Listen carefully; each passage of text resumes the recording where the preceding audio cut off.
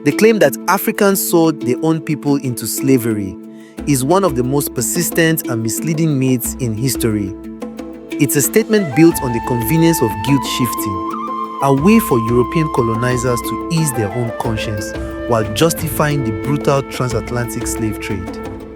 In pre-colonial Africa, there was no singular identity called African or Black.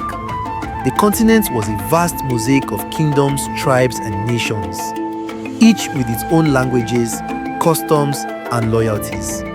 The Wolof were not the same as the Igbo, the Yoruba were not the same as the Zulu, and none of them thought of themselves as one unified Black people. The modern idea of racial unity was a Western invention, a label imposed by Europeans who viewed everyone dark as one and the same. When wars were fought between rival groups, prisoners of war were sometimes enslaved, not as permanent property, but as a social or economic punishment. Some captives were criminals paying debts through servitude, others were political rivals or victims of social betrayal. Even rejected lovers or rivals in marriage disputes. These local forms of bondage were often temporary, humanized, and bound by cultural rules.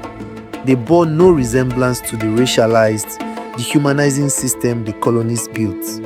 The transatlantic slave trade took advantage of this fragmented continent. Colonials arrived with weapons, deceit, and gold, exploiting existing rivalries and creating new wars to feed their insatiable demand for bodies.